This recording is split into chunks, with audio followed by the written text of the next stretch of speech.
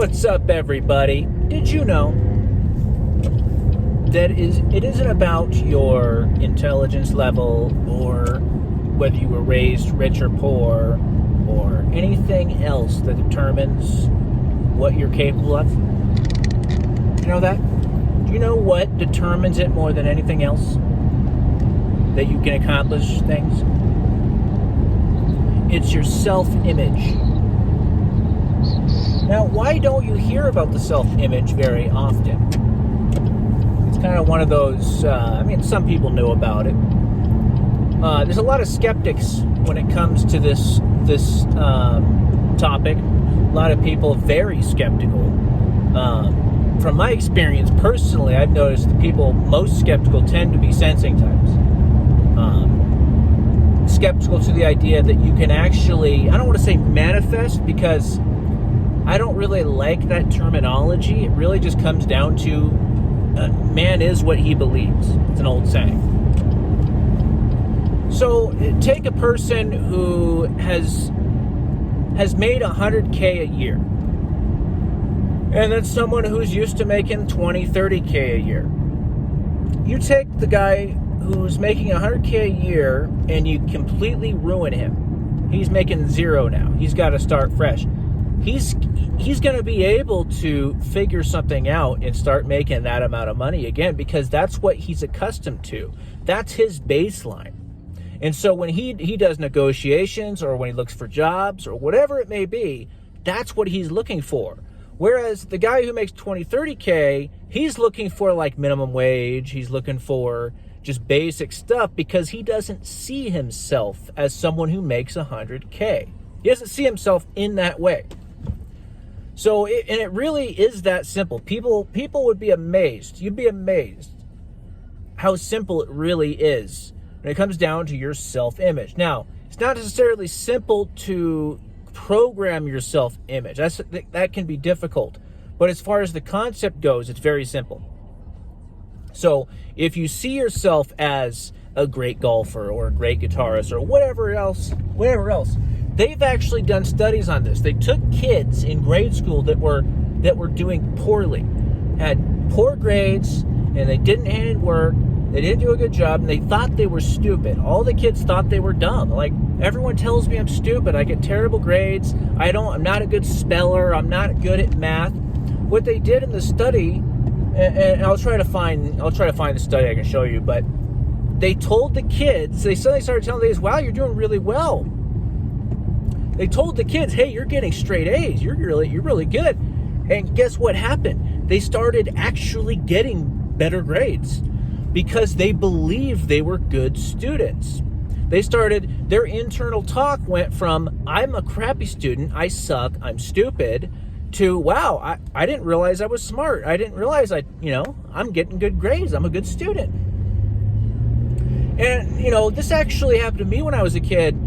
When I was at like 5th grade, I'm very perfectionistic with myself, so I don't really see it when I'm good at something. Like in 5th grade, I was like, I won the spelling bee. I won all these math contests, and my essay for DARE was chosen to be read in front of the school, and I still didn't think I was smart, because I looked at the other kids and what they were better at than I was. There was always one or two kids that were better at something than I was, so I didn't see myself as smart. So it's common for NTs to have very high standards for themselves.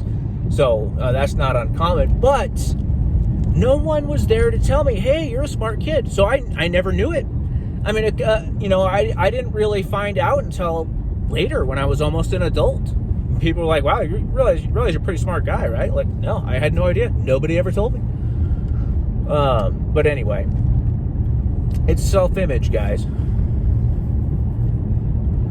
It's all about your self-image, what you believe. And it really is that simple. Change your self-image, you must do that which you think you cannot do. Because you need to program your mind to believe you can do anything. And that's really what builds confidence, is realizing that you're good at something, or that you can become good at something if you work hard enough. You know, sticking with something, and you work hard enough for long enough, eventually people start noticing, and they're like, wow, you're really good at that. Builds confidence.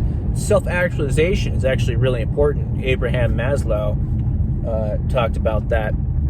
Self-actualization is very important, understanding that you're good at something. That's why it's so important for kids to become good at something, you know, or find what they're good at. And usually your interests, a lot of people ask about interests, like how do I discover my passion? Usually it has to do with what you're good at.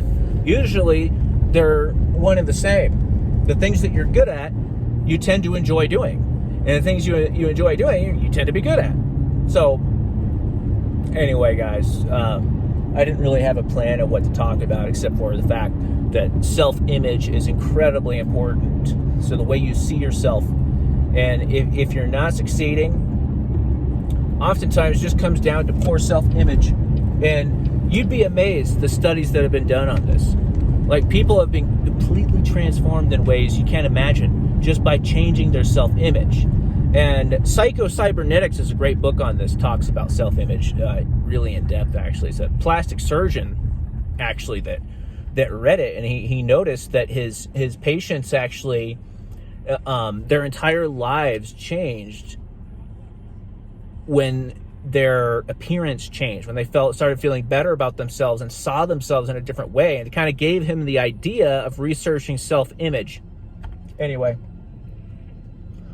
this was a ramble, guys. There was probably more points I wanted to make. I feel like it's kind of short, but anyway, thanks for watching. See you guys later.